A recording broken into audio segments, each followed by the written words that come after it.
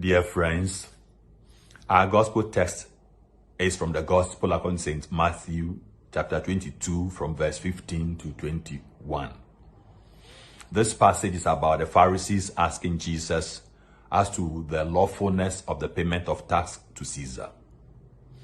Jesus, after requesting for the coin, asked his audience about the identity of the image and the inscription on the coin, to which they responded, Caesar's.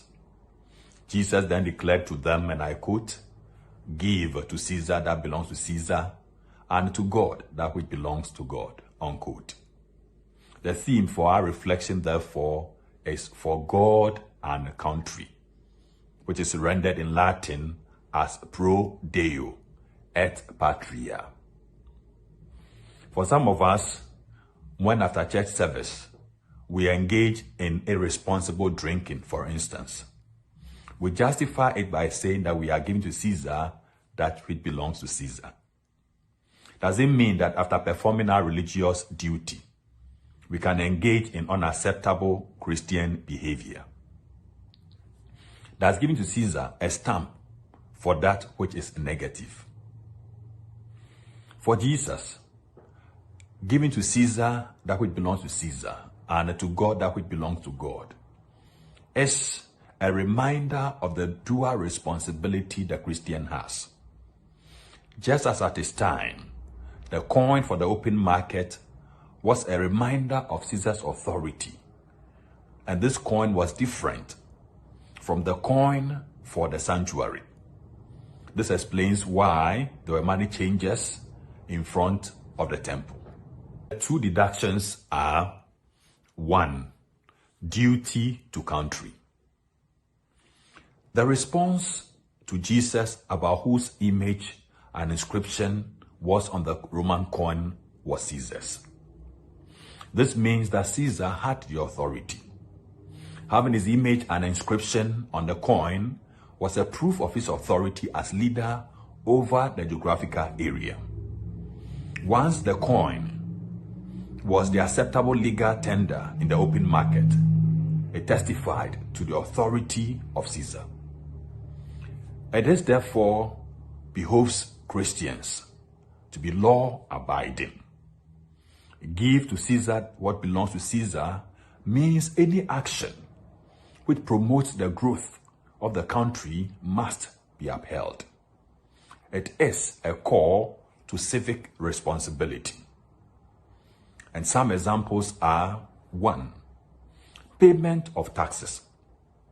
The disciple of Jesus must not evade taxes. The country, as we know, can only develop when citizens pay their taxes. 2. Exercising one's voting right when it is time for elections. Imagine what will happen when Christians decide not to vote. Others will vote and elect leaders who enact laws and policies which may be inconsistent with the Christian values. That will become our punishment for being indifferent. Same is true when Christians fail to enter into politics. Those who enter must see it as a vocation, as a calling, so that they can serve for the good of humanity.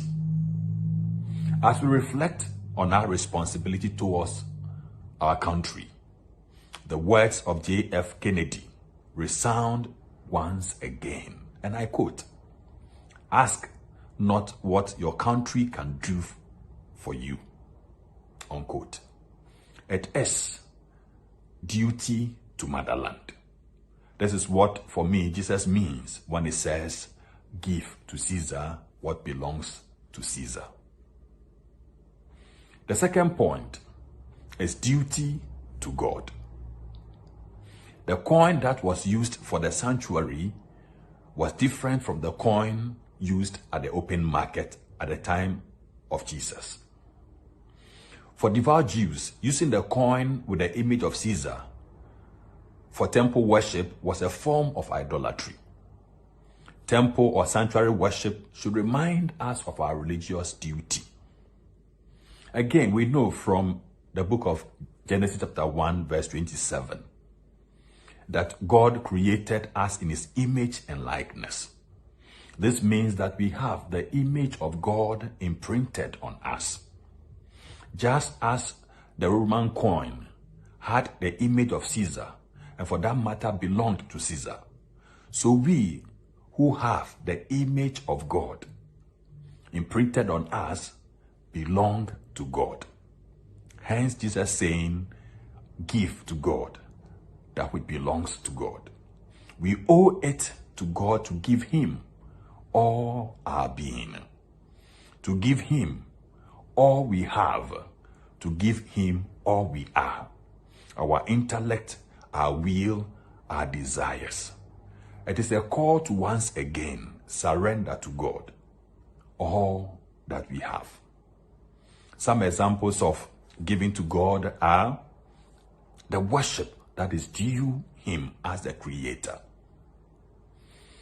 the use of our material wealth to support his work. This is actually the background to the census tax as recorded in Exodus chapter 30 from verse 12 to 16. Supporting the church financially is a worthy cause. And then the active participation in church life. It is very good to go to church, but it is better that when we go, we don't remain passive. We must be active by using our gifts for the growth of the church. Dear friends, service to God has to be practically expressed.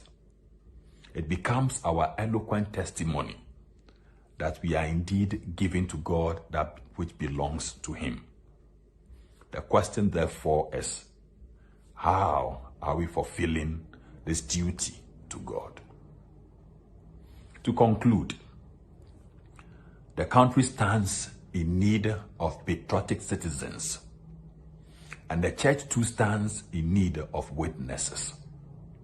The disciple of Jesus, who is resolute to give to Caesar that which belongs to Caesar, and to God that which belongs to God, must respond positively to the call of the state and also the call of the church. The dual task to country and church is therefore our vocation on earth. Hence, for God and country, pro Deo et Patria. God bless you.